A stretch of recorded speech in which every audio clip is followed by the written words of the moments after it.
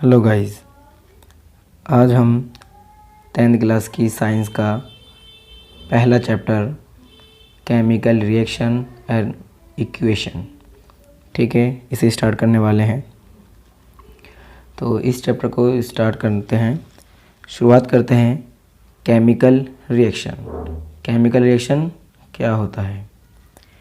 तो chemical reaction क्या होता है कि एक वह प्रक्रिया जिसके अंदर एक नया गुण वाला तत्व बनता है, नए गुण वाला तत्व बनता है या नई प्रॉपर्टीज़ वाला सब्सटेंस बनता है, उसे कहते हैं केमिकल रिएक्शन। यानी जब दो या दो से अधिक चीज़ों को आपस में मिलाते हो और एक नई चीज़ बनकर आती है जिसमें नए ही गुण होते हैं, नई ही क्वालिटी होती है, ठीक है, नई प्रॉपर्टीज़ होती हैं, उसे हम कहते हैं केमिकल रिएक्शन। ठीक, तो इसकी डेफिनेशन क्या होगी? तो केमिकल रिएक्शन की डेफिनेशन क्या होती है? The process in which new substance is formed with new properties is called chemical reaction. यानी वह प्रक्रिया जिसमें नया सब्सटेंस या नए सब्सटेंसेस बनते हैं जिनमें नए गुण होते हैं, उसे हम कहते हैं केमिकल रिएक्शन। ठीक है, जब आपने दो या दो से अधिक चीज़ों को मिलाया और आपके पास जो नई चीज़ बनी है, जो बनकर आया है, उसे हम प्रोडक्ट बोलते हैं, तो उसमें नए गुण होते हैं। ठीक, तो ये हो गया केमिकल रिएक्शन। अगली चीज़ आपको छोटी सी बात पता होनी चाहिए कि वो क्या होता है, रिएक्टेंट।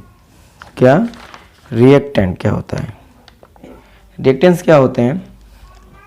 अभी हमने बताया कि एक केमिकल रिएक्शन में जो भी सब्सटेंसेस पार्टिसिपेट करते हैं वो रिएक्टेंट कहलाते हैं। ठीक, यानी केमिकल रिएक्शन में भी हमने पढ़ा था दो या दो से अधिक सब्सटेंसेस मिलकर एक नया चीज़ बनाते हैं, तो वो जो सब्सटेंसेस हैं वो रिएक्टेंट कहलाते हैं। ठीक, रिएक्टेंट्स किन्हें कहते हैं? वो सब्सटेंसेस जो केमिकल रिएक्शन में पार्टिसिपेट करते हैं उन्हें कहते हैं रिएक्टेंट्स। ठीक, नंबर 3, अब जो चीज़ नए गुणों वाली बनकर आती है उसे क्या बोलते हैं? उसे बोलते हैं प्रोडक्ट। ठीक है, यानी केमिकल रिएक्शन में जो चीज़ नई बनकर आती है उसे बोलते हैं प्रोडक्ट। ठीक है, प्रोडक्ट क्या होते हैं? The new substances which formed in a chemical reaction. तो केमिकल रिएक्शन में जो नई चीज़ें नई बनकर आती हैं उन्हें कहते हैं प्रोडक्ट।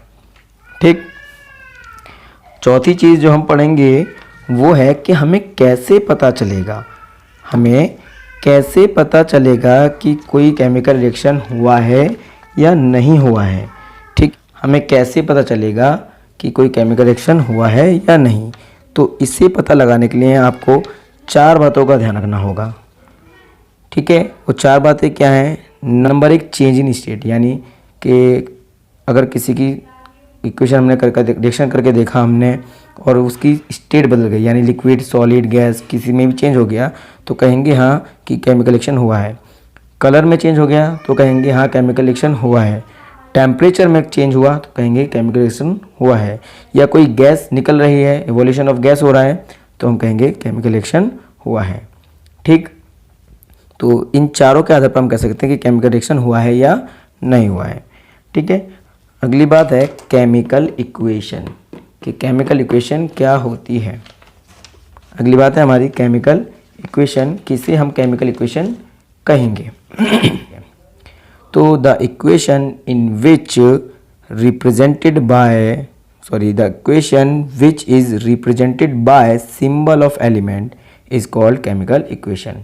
मतलब कि वो इक्वेशन या केमिकल रिएक्शन में जो एलिमेंट भाग लेते हैं, पार्टिसिपेट करते हैं, उनको उनके नामों की बजाय उनके सिंबल में लिखने से जो आपको इक्वेशन मिलेगी वो केमिकल इक्वेशन कहलाती है।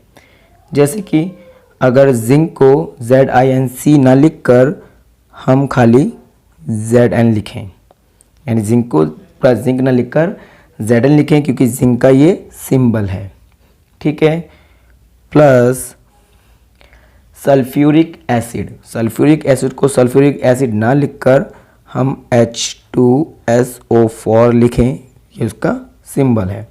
ठीक है, एरो यानी गिव्स ZnSO4, ठीक है। इसे बोलते हैं जिंक सल्फेट। तो हमने जिंक सल्फेट की जगह उसके सिंबल्स का इस्तेमाल करा। और हाइड्रोजन यानी H2। तो यहाँ देखोगे आप, मैंने इनको नामों की बजाय इनके सिंबल से डिनोट करा है।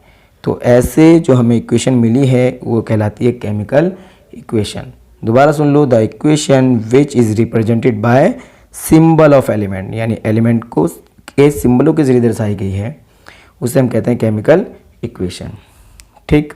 अब हम पढ़ेंगे बैलेंस केमिकल इक्वेशन क्या होता है।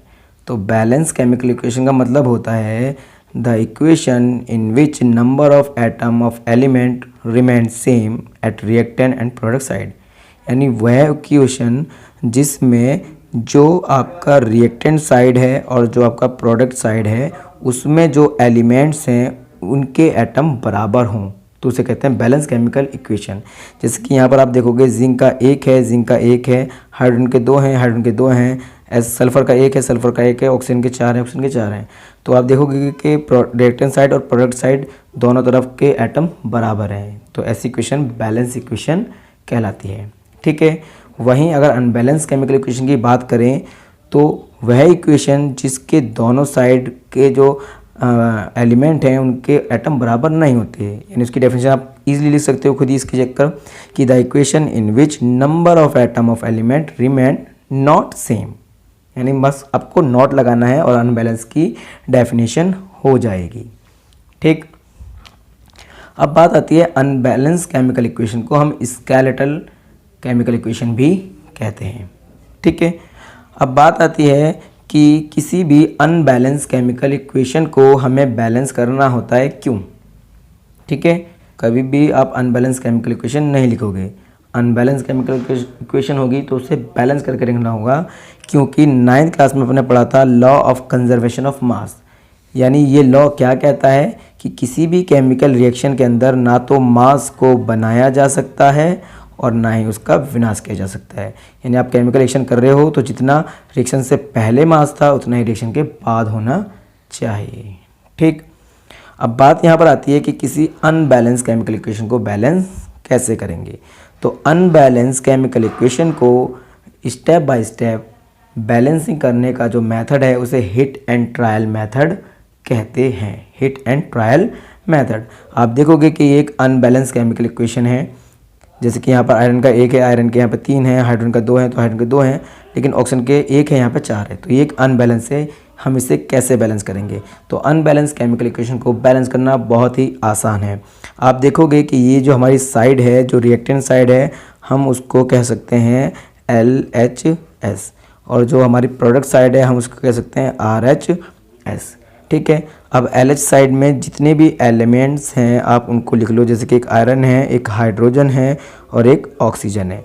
फिर इनके जो एटम्स दे रखे हैं वो लिख लो। ठीक है, इनके एटम क्या है, जैसे कि आयरन के कितने एटम हैं, 1। ठीक है, और हाइड्रोजन के कितने हैं, 2, ऑक्सीजन के कितने हैं, 1। अब RH में देख लो तो आयरन के कितने हैं, 3, हाइड्रोजन के कितने हैं, 2 और ऑक्सीजन के कितने हैं, 4। ठीक है, तो आप देखोगे कि इन दोनों तरफ के एलिमेंट्स के एटम जो है बराबर नहीं है। तो हमें बराबर के लिए करना क्या है, तो आप यहाँ देखो कि आयरन का यहाँ पर 1 है और यहाँ पर 3 है। ठीक है, तो हमें यहाँ पर 3 चाहिए, तो करना क्या है, बस 3 से मल्टीप्लाई कर दो। 3 आयरन यहाँ हो गए, 3 आयरन यहाँ, यानी यहाँ भी कितने आयरन हो चुके हैं, 3 यहाँ 3 यहाँ। अब हाइड्रोजन को देखेंगे तो ऑलरेडी सेम है, लेकिन ऑक्सीजन की बात करते हैं, इस तरफ हैं 4 और इस तरफ कितने हैं, 1, तो यहाँ पर भी हमें 4 चाहिए। तो करना क्या है, आप यहाँ 4 से मल्टीप्लाई कर दो। 4 से मल्टीप्लाई करने का मतलब इस पूरे पे मल्टीप्लाई हो चुकी है, यानी हाइड्रोजन के हो चुके हैं 8 और ऑक्सीजन के हो चुके हैं 4। तो हाइड्रोजन के कितने हो चुके हैं, 8 और ऑक्सीजन के कितने हो चुके हैं, 4। ठीक है, अब यहाँ पर ऑक्सीजन के हाइड्रोजन के 8 हैं और यहाँ पर कितने, 2, तो यहाँ पर भी ऐड करने हमें, तो 4 दूनी 8। तो यहाँ पर भी हाइड्रोजन के कितने हो चुके हैं, 8। ठीक है, अब देखोगे 3 8 4, 3 8 4, ये बैलेंस इक्वेशन हो गई। ठीक है, ये इक्वेशन बैलेंस हो गई है। आज के लिए इतना काफ़ी है, क्योंकि ये हमारी फर्स्ट क्लास थी। अगली क्लास में हम पढ़ेंगे टाइप्स ऑफ केमिकल रिएक्शन। ठीक है।